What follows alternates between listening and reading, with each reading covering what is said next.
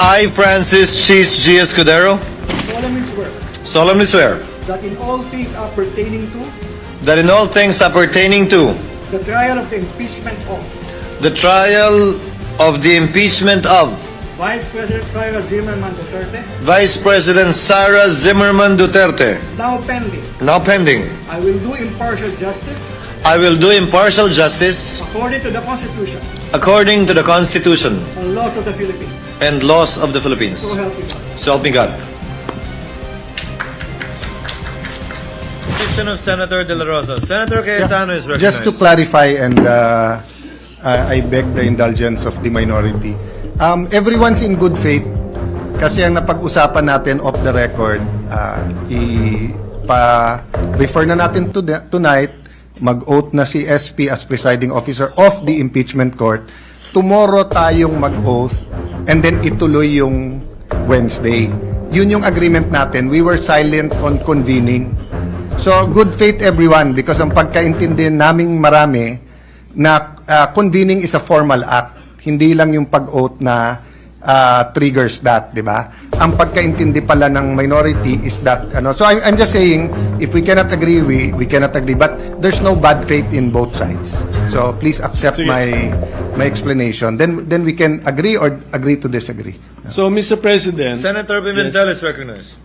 if we look at practice, kasi nga, kaya kami nag-compromise na dun sa referral to the Committee on Rules out of practice, not out of the letter of our rules.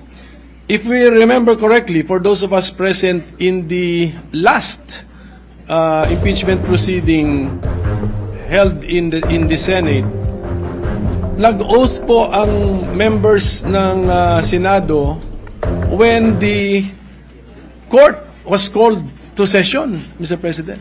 So it was a court session. Nag-oath tayo as members of the senator judges. So if we want practice, to follow practice, let us convene the court and take our oath. And then yun, siguro ang good faith agreement na lang natin, let that be the only agenda of the court on Tuesday.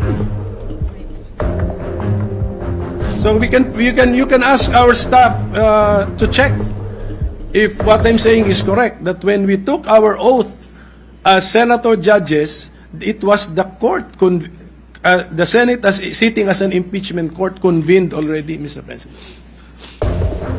So yun po yun. So ganoon na lang, in good faith tayo, and then that's our we make it of record now that that's the only agenda of the court, and then Wednesday na po yung actual work as stated by the Deputy Minority Leader. Mr. President, I Senator think Cayetano the misunderstanding comes from when to convene because Senator Bato and whoever else have the same thinking was right to assume that Wednesday magko-convene.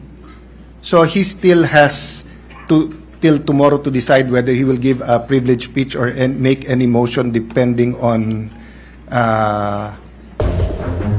his gathering of his thoughts tonight.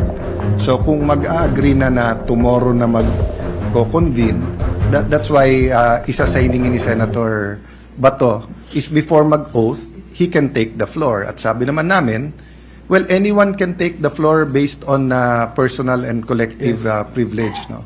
So dun po ngayon may konting stalemate, no? Because Senator Bato doesn't want to be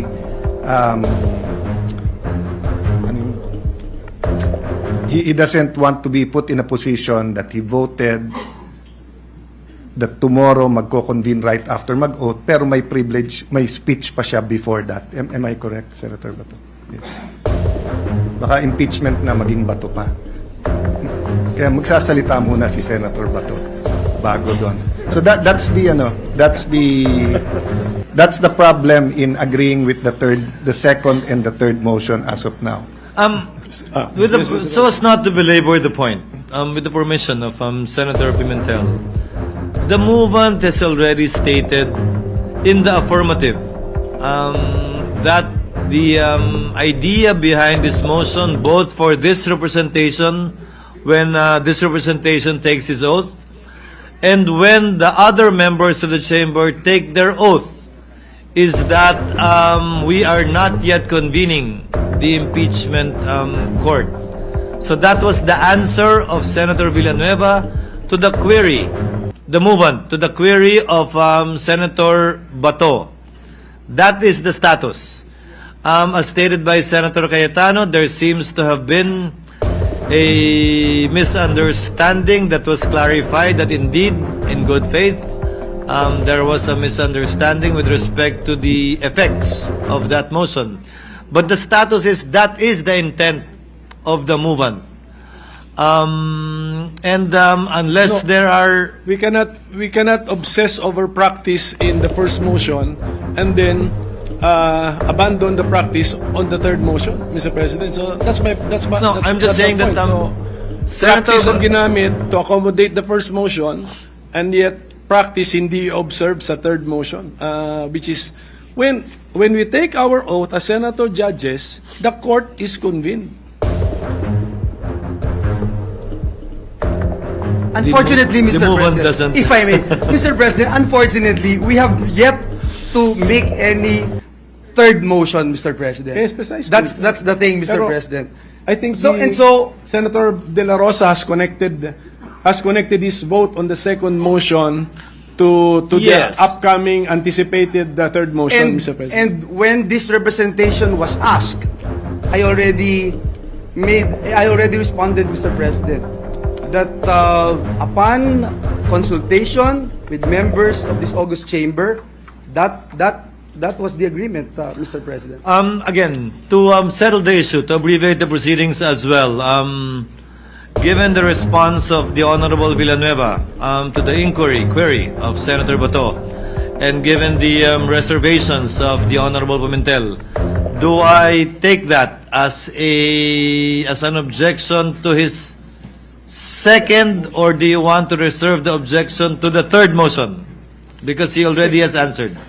Can we proceed with the second motion without objection? No, because we are being trapped, Mr. President. The minority is being trapped if we will not object to the third motion, which is the oath-taking of the senators as senator judges. Gusto nga namin convening of the court tonight, Mr. President. This is the product of an attempt to compromise the pending motion, Mr. President. So, with that, Mr. President, can we request for a minute suspension? Session is suspended.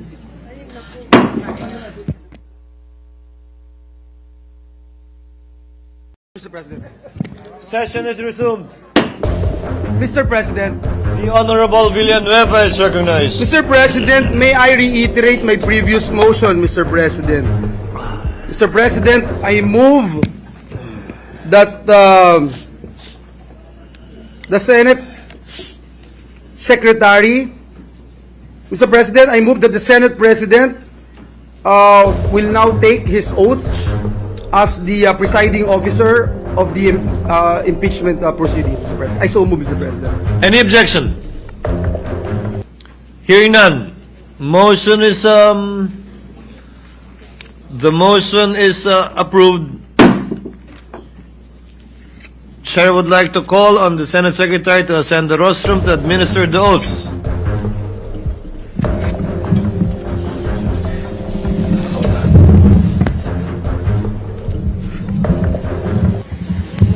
Sir, dito kayo, sir.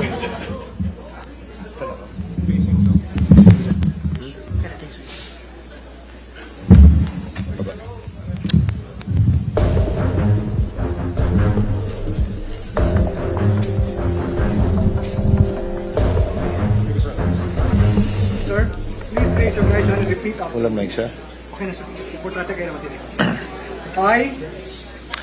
I, Francis Cheese G. Escudero, solemnly swear solemnly swear that in all things appertaining to that in all things appertaining to the trial of the impeachment of the trial of the impeachment of Vice President Sara Zimmerman Duterte, Vice President Sara Zimmerman Duterte, now pending, I will do impartial justice do impartial justice according to the Constitution according to the Constitution and laws of the Philippines. and laws of the Philippines. So help me God. So help me God.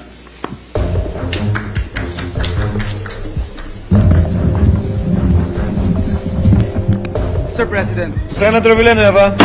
Thank you very much, Mr. President. Mr. President, may I respectfully move that the senator judges take their oath at 4 o'clock in the afternoon tomorrow, June 10, 2025. And again, reiterate, Mr. President, what this representation made mention a while ago, that after the oath-taking of the senator judges, the court will be constituted but not convened yet, Mr. President. Thank you, Mr. President. Duly noted and entered into the records. Is there any objection to the motion? Hearing none. Motion is approved. Majority Leader. Mr. President, a while ago during the parliamentary discussions prior to your oath-taking ceremony, Mr. President, this representation noticed and heard during several instances the word agreements, whether that referred to something or not. Mr. President, just for our transcript purposes and for the Journal of the Senate, I move to strike out the word agreements in our transcripts and substitute the same with the phrase constitutional provisions or constitutional requirements, in order to reflect that the subject matter discussed a while ago is governed not by consensual agreements but by binding legal obligations emanating from the Constitution itself. I so move, Mr. President. Any objection? Hearing none. Motion is approved without prejudice to amendments further being made to the journal before we approve them. We approve it rather.